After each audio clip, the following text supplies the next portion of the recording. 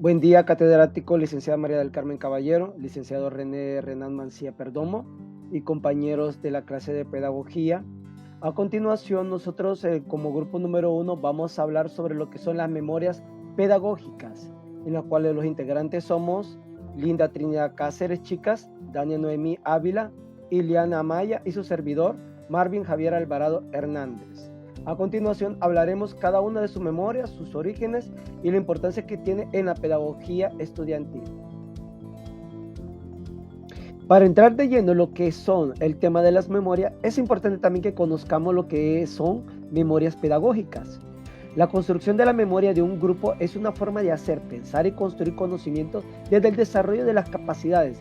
Guarda íntima relación con la forma de contar, narrar su propia historia como una forma de ver la realidad.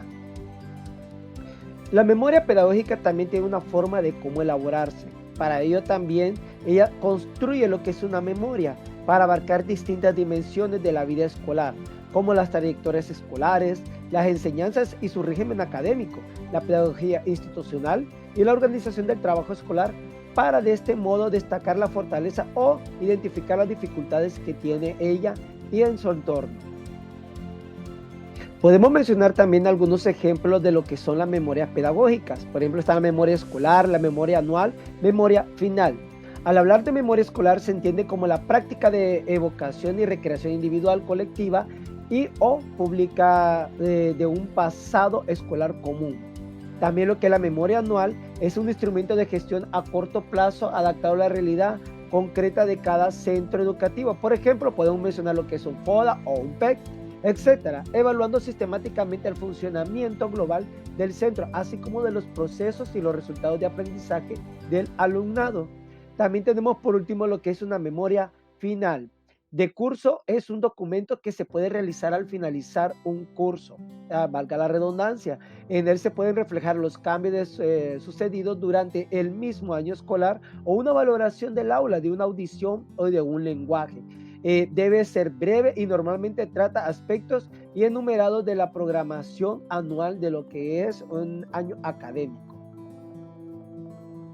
Ahora, la memoria pedagógica también depende de muchas otras memorias. Tenemos la memoria y olvido, memoria individual y colectiva, memoria colectiva e histórica. A continuación les dejaré con mi compañera Linda, que ella nos hablará un poco sobre lo que es la memoria y olvido. Memoria y olvido. Se suele considerar el aprendizaje como un proceso que modifica nuestra conducta a través de premisas memorizadas previamente, es decir, un trabajo de cambio de actividad o de toma de decisiones en el caso de conductas complejas. Básicamente, el recordar y olvidar pueden considerarse como el anverso y el reverso de un mismo proceso. Un aprendizaje no solo es tener la retención de lo adquirido y la posibilidad de recordarlo, sino que por nuestros hábitos y por nuestra identidad personal, recordamos o relacionamos el aprendizaje con el pasado y con el presente, que se manifiesta en nuestro recuerdo. El aprendizaje consciente requiere de estructuras cerebrales localizadas que participan en la memoria explícita y las memorias implícitas inconscientes. Con el aprendizaje tenemos nuevos conocimientos del mundo que nos rodea y es el medio más importante en que los procesos moderan la conducta. Los jóvenes aprenden de los errores. A medida aprenden a corregir el error, mejoran el rendimiento cognitivo. Sin embargo, la flexibilidad cognitiva disminuye con el paso del tiempo y es ahí donde la capacidad de aprender es a través de la experiencia previa. La memoria es un sistema de mentalidad para recibir, organizar, almacenar y codificar la información. Es por eso que los educadores o docentes deben conocer el funcionamiento cerebral y el papel que juega la memoria en el proceso de enseñanza y de aprendizaje, y así poder ayudar a los alumnos que tienen problemas cognitivos. El proceso de enseñanza y las prácticas pedagógicas pueden ser como estrategias para la transmisión de las memorias del pasado reciente, pero también se puede entender como posibilidad de análisis de discurso y prácticas de memoria que nos rodean como sujetos sociales del presente. Las prácticas pedagógicas se basan en el mismo olvido Y es por eso que en los centros educativos se generan movimientos entre el olvido y la memoria para recuperar los recuerdos y transformarlos en valor simbólico. El olvido consiste en la diferencia entre lo retenido y lo aprendido. Aunque no se puede medir en forma directa, no se puede considerar como una simple pérdida, sino más bien como el resultado de los procesos activos. A menudo, el olvido se produce por el aprendizaje interferente, o sea, el recuerdo o el aprendizaje que sustituye a un recuerdo no consolidado en la memoria. La mayoría de los olvidos suele ocurrir justo después de la memorización, o sea, justo después de haberse aprendido algo. Buenas tardes, licenciado René Mancilla, y buenas tardes, compañeros. La tarde de hoy yo les estaré hablando sobre memoria individual y memoria colectiva. ¿Qué es la memoria individual? Es considerada como una expresión emitida personal y privada. ¿Qué es la memoria colectiva? La memoria colectiva se hace referencia a memorias y representaciones grupales o sociales. La memoria individual tiene varios aspectos. Uno de sus aspectos es que está vinculada originalmente con nuestros acontecimientos del pasado. ¿Qué se quiere dar a entender con esto? De que tenemos recuerdos, y esos recuerdos crean una memoria individual, que es aquellos recuerdos o memorias que son privadas. Llegando así, la memoria colectiva es muy diferente, ya que la memoria colectiva está construida o se construye a base de memorias o recuerdos que tenemos en la sociedad o grupales. El filósofo y sociólogo Maurice Hallward hace referencia a los recuerdos y memorias atesorados y destacados de la sociedad. Esto quiere decir que nosotros, mediante vamos creciendo, vamos construyendo, creando una identidad, una personalidad. Eso lo hacemos a base de momentos vividos que tenemos en algún grupo de amigos o en algún debate. Se puede, también en la escuela. Esto también encierra lo que es la educación en sí. Hay varias diferencias entre la memoria individual y la memoria colectiva. Una de las diferencias y ejemplos de la memoria individual es como ya les había dicho anteriormente, la memoria individual se crea a base de acontecimientos del pasado. Para nosotros crear un recuerdo tenemos que unir pieza por pieza, acontecimiento, cosas que hayamos vivido. Y un ejemplo de esto son las autobiografías, ya que las autobiografías son escritas a base de recuerdos personales y privados, mientras que la memoria colectiva no. La memoria colectiva lo que hace es construirse a base de algún grupo. Esto nos ayuda mucho a alcanzar lo que es nuestro grupo social. Esto ha sido todo por la tarde de hoy. Espero que les haya gustado y gracias por su atención. Buenas noches, estimados compañeros y licenciados. Ahorita vengo a hablarles un poquito de lo que es la memoria colectiva. La memoria colectiva es un término acuñado por el filósofo y sociólogo Maurice Halbach, que hace referencia a los recuerdos y memorias que atesora y destaca la sociedad. En su conjunto, en sus estudios, habla de la existencia de una memoria individual que está relacionada directamente a la memoria de grupo, encontrándose siempre en cambios constantes. La memoria es siempre social. Esto lo indica el hecho de que el recuerdo solo emerge en relación con personas, puede ser grupos, puede ser lugares o puede ser palabras. Como ustedes se van dando cuenta, a medida que nosotros vamos formando amistades, o sea, nosotros vamos vinculando esos recuerdos con esas personas. Entonces, eso es lo que quiere decir eso. O sea, la memoria es muy compleja. Entonces, vamos a ver un poquito de ella ahorita. Luego está la siguiente diapositiva,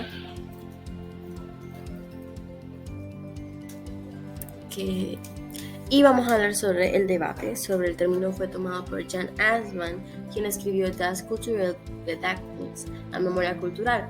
Assmann distingue entre la memoria cultural y memoria comunicativa, mientras que la primera cumple una función de almacenamiento. La segunda realiza la función de una memoria de todos los que se sitúan en la actualidad, ¿me entienden? Intelectuales como Pablo Connerton han ampliado el concepto para incluir el cuerpo humano como un sitio para los procesos colectivos de retención y propagación de la memoria. También son significativos las contribuciones de Pierre Nora en cuanto al rol del lugar y los espacios de memoria compartida. Luego vamos a lo que es la última. Bueno, quedar un poquito más que todo sobre la memoria o el fenómeno que es, incluso cuando los recuerdos propios no son compartidos con otros, porque ustedes saben, hay muchos recuerdos que, como por ejemplo, nosotros decimos, me suena familiar esa persona, pero no nos acordamos de qué, hasta como socializamos muchos paisajes, muchos recuerdos, muchos colores, todo eso se nos viene a la mente con tal de encontrar quién es esa persona, ¿me entienden? Ellos siguen siendo en cierta forma colectivos porque construimos nuestra memoria apoyándonos en experiencias ajenas más o menos similares, ya que conocidas como a través de otros. Ustedes pueden saber que hay muchas que nosotros nos identificamos con experiencias similares a nosotros. Por ejemplo, sí, yo voy a la misma clase que vos, mira esto y esto me pasó. Es un claro ejemplo de cómo podemos socializar la memoria y cómo podemos conectar con esa persona a través de la memoria, ¿me entienden? Bueno, esto ha sido todo por mi parte. Espero les haya gustado. Muy buenas noches. Buen día, compañeros. Mi nombre es Marvin Alvarado y a mí me toca hablar un poco sobre lo que son también las memorias, pero en este momento es sobre lo que es histórica.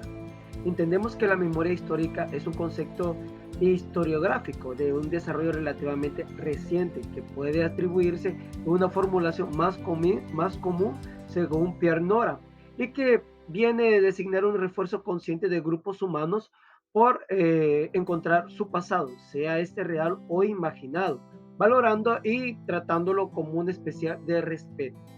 Pero también podemos entender que la memoria histórica es el cúmulo de experiencias de un pueblo, que es también el refuerzo consistente de algunos grupos humanos por encontrarse por su pasado para reconocer, explicar y valorar sus sucesos que conforman la propia historia.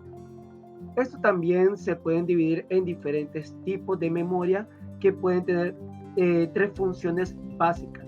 Es recoger nueva información, organiza la información para que tenga un significado y la recuperación cuando necesita recordar algo. También, al momento de recordar algo, es importante que el recuerdo de rostros, datos, hechos o conocimiento consta también de tres etapas. Entre ellas está la codificación, almacenamiento y lo que es la recuperación. Cada uno de estos elementos son tan importantes que hace que la historia se mantenga constantemente en vivo, ya que de ella depende una de la otra para que la historia no deje de existir. Al hablar siempre de historia y memoria, también es importante tener una diferencia de cada una de ellas. Pues sabemos que la memoria es un fenómeno que se actúa en relación a lo que es al presente, lo que hemos tenido o lo que hemos dejado atrás. Pero la historia es la representación del pasado, una operación intelectual que utiliza un análisis o un discurso crítico. Pero también es muy importante tener en cuenta el por qué es importante recordar el pasado. Los recuerdos nos ayudan a construir lo que es nuestra propia identidad. También nuestros recuerdos personales nos ofrecen una sensación de continuidad, la de las mismas personas moviéndose a través del tiempo. En esto también, estas nos proveen de la importancia de detalles sobre quiénes somos y de dónde venimos también. Y así sucesivamente la historia nos da aporte grande en nuestra vida. Incluso en la niñez, al conocer un poco más de la historia, por ejemplo, nuestros grandes próceres, aquellos que lucharon por nuestra independencia y muchas más de estas historias, nosotros podemos relacionarlas en cuanto a lo que es memoria, la historia y en cuanto a la educación.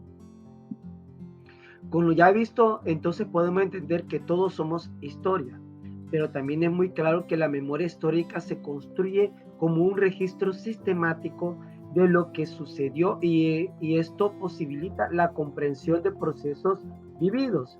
Pero también tenemos que recordar y tener muy en cuenta que el término práctico, la memoria, o mejor dicho, los recuerdos también, es la expresión de que ha ocurrido un aprendizaje. De allí que los procesos de memoria y aprendizaje sean difíciles de estudiar por separado. No existe un único lugar físico para la memoria en nuestro cerebro. Pero bueno, esto es lo que nosotros teníamos como grupo número 1 para compartir con ustedes y esperamos que haya sido de su agrado. Muchas gracias por su atención.